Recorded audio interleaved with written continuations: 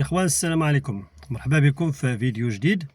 واليوم غادي نتكلموا على التجربة ديال المغاربة في الخارج مع الاستثمار العقاري بشكل عام، مع الاستثمار في الأراضي الفلاحية بشكل خاص. ففعلا هاد السنة هذه استثنائية، وفعلا كاين واحد التراجع كبير في النسبة ديال المغاربة اللي كيشريو العقارات، سواء الفلاحية ولا العقارات في المدينة. هاد التراجع هذا بطبيعة الحال راه عنده أسباب ديالو، هي اللي غادي نحاولوا نفصلوها في هذا الفيديو هذا. عنده مجموعة من الأسباب اللي إلا عرفناها وتكلمنا عليها بواحد الشفافية وبواحد الوضوح فراه ممكن أننا نوصلوا لها الحلول إن شاء الله. فالغالبية ديال المغاربة كما كنعرفوا جميع راهم كيحلموا أنهم يمتلكوا عقار في المغرب. أغلبية كيحلموا أنهم تكون عندهم عقارات في المغرب، ولا يشريوا أراضي فلاحية ويستثمروا في البلاد ديالهم. ولكن كاينه واحد المجموعه من التحديات وواحد المجموعه من الاكراهات اللي كتخليهم انهم يديروا خيره ويمشيو بحالهم ويشريو برا. كما كيقول لنا بزاف ديال الناس في التعليقات بان راه تشري عقار في برا في اسبانيا ولا في فرنسا افضل بكثير من انك تشريه في بلادك. فمن ضمن هذه الاسباب هذه، ولا على الراس ديال هذه الاسباب هذه، كاين المشكل ديال الغلاء الغير مبرر في العقارات. فاحنا اللي كنشتغلوا في المجال ديال الاراضي الفلاحيه لاحظنا في حقيقه هذا الصيف هذا بان راه كاين واحد الغلاء مفرط. هذا الغلاء هذا غير مبرر. الناس ولات كطلب واحد الاثمنه اللي هي خياليه، ما بقيناش كنقدروا نبيعوا ونشريو، لان بطبيعه الحال الثمن ماشي هو هذاك. الانسان عنده قطعه ديال الارض صغيره وكان كيطلب فيها واحد الثمن اللي هو معقول، دابا ولا كيطلب فيها واحد الثمن اللي هو غالي وغالي بزاف. كذلك في المدينه مؤخرا واحد السيد جا عندي من فرنسا بغى يشري، كيعاود لي بغى يشري واحد دار فيها بروميير وفيها جوج كراجات غا هنا في المدينه ديال تيفلت، وطلب ليه السيد مولاها طلب ليه 200 مليون، وقال لي من دخلنا لها لداخل ما هو بني ما هو اصلاح ما والو، قال لي ديالاش هاد 200 مليون. غير مجرد ما عرف بان السيد جا من الخارج طلب ليه هاد الثمن هذا. منين سولت انا لقيت بان واحد الوقيته وسط العام كان كيطلب غير 140 مليون، واخا راه حتى 140 مليون راه بزاف، راه بزاف على تيفت هاد الثمن هذا. وهاد الثمن ما عرفناش علاش هاد الارتفاع هذا كاين. كنا درنا واحد الفيديو تكلمنا قلنا ربما هذا الارتفاع هذا السبب ديالو كيرجع لان مثلا كاين واحد النسبه كتشري بواحد القروض ربويه، وبالتالي هاد المنعشين العقاريين ملي كيبيعوا بالكريدي كيطلعوا السعر ديال المتر ديال العقار، والناس الاخرين اللي كيخلصوا كاش حتى هما كيدخلوا في المنظومه وكيخلصوا بواحد الاسعار اللي هي مرتفعه.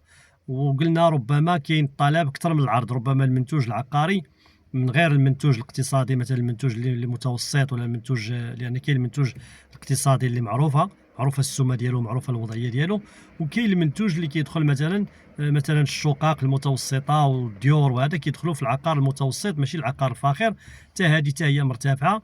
علاش الاثمنه ديالهم مرتفعه ما عرفناش علاش، واخا ما كاينش واحد البيع اللي هو كثير، ولكن كاين الاسعار اللي هي مرتفعه بزاف. هذا السبب هذا خلى الناس، خصوصا الناس ديال الجاليه المغربيه، انهم ما يشريوش ويديروا خيره، عكس السنوات اللي كانت شحال هذه قبل كورونا، قبل 2020 كانوا الناس كيشريو العقار بواحد الاريحيه في المغرب، وكانت الاثمنه في المتناول، وكنتي كتجيب معاك واحد 40 مليون ولا 50 ولا 60 كتقضي بها الغرض، وكتقضي بها الغرض في واحد البلاصه وفي واحد الموقع اللي هو مزيان. دابا حاليا ولات الامور كتبان لي انا بانها راه خارجه على السيطره، وبان الغلاء راه غير مبرر وما عنده حتى شي تفسير.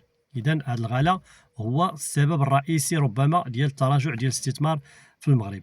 كاين من طبيعه الحال السبب الثاني اللي غادي نقدروا نتكلموا عليه حتى هو، ما نغطيوش الشمس بالغربال، واللي كاين فعلا المشكل كيشكل مشكل، وهو الامور ديال النصب والاحتيال. ففعلا المواطن المغربي المقيم بالخارج ملي كيجي كيبغي يستثمر في المجال ديال العقار كيتعرض للامور ديال النصب والاحتيال من الوسطاء العقاريين اللي ما كتكونش عندهم النزاهه وما كتكونش عندهم المهنيه. وكذلك كيتعرض الامور ديال النصب من المقربين، الا وصل شي واحد من العائله ديالو يجري ليه المشروع ديالو ولا يقابل ليه المشروع ديالو فكينصب عليه، ما كيبنيش ليه الدار مزيان، ما كيقابلش ليه الامور ديالو مزيان. الا عنده شي عقار كيكريه، ما كيقدرش انه ياخذ هذاك الكرا ديالو. الا مشى عند الكاري وقال لي غادي تفيرسي لي الفلوس، ما كيبغيش يفيرسي ليه، ما كيبغيش يتعامل معاه بهذه الطريقه، كيقول لي غادي تجيب لي التوصيل وغنعطيك الفلوس ديالك، ويبقى يتماطل ما كيبغيش يخلصو. المهم كاين بزاف ديال الاكراهات. كاين كذلك المنعشين العقاريين اللي كيعطيو ما كيوفيش بالوعود ديالهم، يعني كيعطيك واحد المنتوج عقاري ماشي في المستوى المطلوب، عكس الوعود اللي كانت عندك في الاول، هذاك الشيء اللي شفتي في البلان ولا اللي شفتي في التصاور. ملي كتجي للواقع كتلقاه ما كاينش، ما كيبقاش كيطير. الا كانت شي اقامه مثلا سكنيه فيها لابيسين وفيها المرافق وفيها الجرادي، ملي كتجي كتاخذها كتلقى ما بقى حتى شي حاجه، كتلقى كلشي تحيد. فهذا الشيء بطبيعه الحال غير مفهوم، وهذا الشيء خصو مراقبه، وخصو الجهات المسؤوله توقف على هذه الامور هذه. اذا المساله ديال النصب والاحتيال فعلا راه هي كاينه، وفعلا كيتعرضوا لها الناس ديال الجاليه المغربيه، ماشي غير الناس الجاليه المغربيه، راه اي واحد كيبغي ياخذ العقار في المغرب فراه كيعاني من هذه المشاكل هذه. ولكن لان الجاليه المغربيه ما كايناش في بلادها، فملي كتبغي دير شي مشروع ويوصي شي واحد اللي غادي يجيري ليه ويقابل ليه المشروع ديالو، فما كيكونش معاه هو هذاك، وما كيصفيش ليه الامور. المشكل اخر اللي هو من الاسباب ديال هذا التراجع ديال الاستثمار في المجال ديال العقار، وهو الاداره والبيروقراطيه والطول ديال الاجراءات. يعني الاجراءات طويله بزاف، فالانسان كيجي معاه واحد الشهر وكيشري واحد العقار، غير باش يخرج ليه التيتر ديالو راه كيخصو واحد شهرين ولا 3 شهور. والصعوبات الاداريه، سير هنا سني هذه الورقه، طلع هنا سني هذه الورقه، مازال ما كاينش تفعيل لهذاك المبدا ديال الشباك الوحيد. يعني غتمشي لواحد البلاصه غتقضي فيها الغرض، لا غادي دير شي مشروع استثماري ولا غادي تصايب شي شركه، تصايبها في بلاصه وحده وتوقع الاوراق ديالك وتبدا شغلك. هذاك الشيء يدوز بالزربه في واحد الاسبوع، كيخصك واحد الشهور وشهور طويله. سير لهاد المدينه، طلع للمدينه الاخرى، سني هنا، سير للضريبه، جيب هاد الضريبه وهي فلانيه. يعني هذاك الشيء كثير كيخلي ان الانسان يهرب بحاله ويدير خيره كاع ويدير بناقص من هذا الشيء.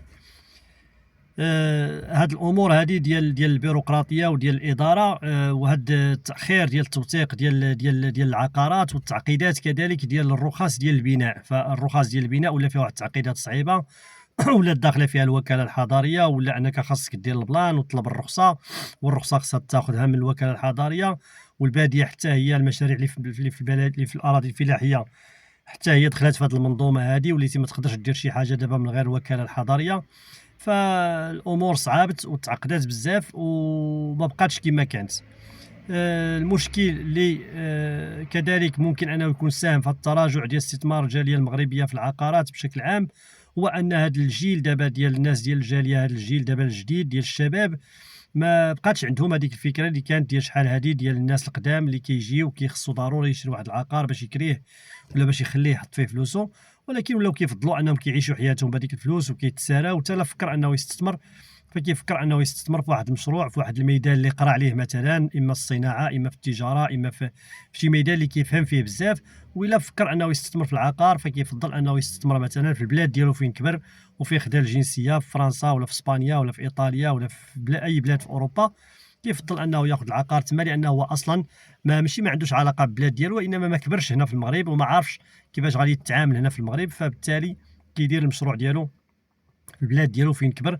وهذا حتى هو سبب كبير خصنا نردوا ليه البال، وخاص الانتباه ليه، لانه الا ما كانش واحد التوجيه لهاد الشباب، ولا ما كانش واحد الفرص متاحه لهم، ولا ما كانش الابواب مفتوحه لهم، وكانت عندهم واحد التسهيلات، وكان عندهم ان الحقوق ديالهم مضمونه، وكانت بزاف ديال الامور، فراه من هنا لقدام غادي نلقاو بان هاد الجاليه المغربيه راه ما غاديش تبقى تحط فلوسها في المغرب، وبالتالي راه الاقتصاد وخصوصا المجال العقاري اللي كيهز الاقتصاد راه غادي يحبس وغيوقف وغادي يتهرس، لان النسبه الكبيره فوق 70%.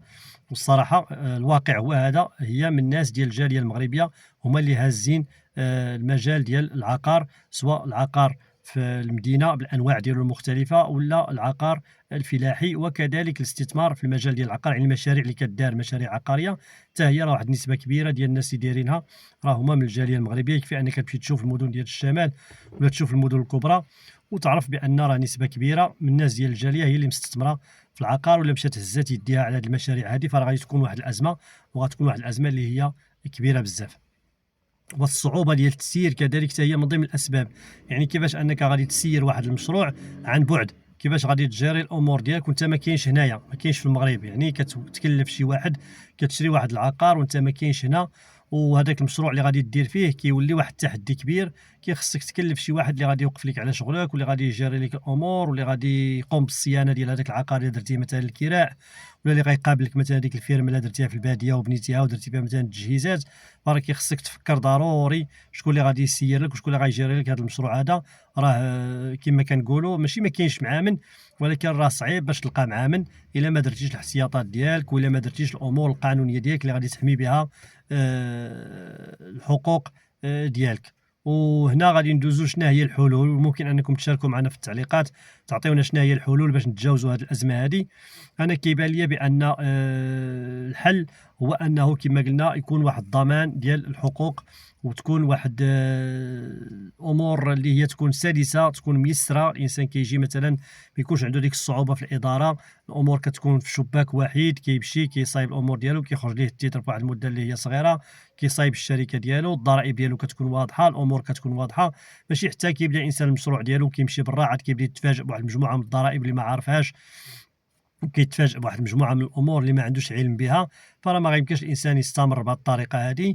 وتكون انه تكون كذلك الامور ديال النصب وديال الاحتيال تكون فيها واحد المساطر قانونيه، ويكون فيها واحد شويه ديال الزيار باش ما يكونش تلاعب، خصوصا في هذا الشيء ديال العقارات. يعني مثلا شفت واحد المنتوج وشريته مثلا في البلان ولا شريته مثلا في التصاور، فملي نجي نتسلم الشقه ديالي ولا نتسلم هذاك المشروع ديالي العقاري، خصني ناخذه كما شفتو وكما خديت في الوعود. يعني كما كانت الوعود خاصو يكون في الواقع.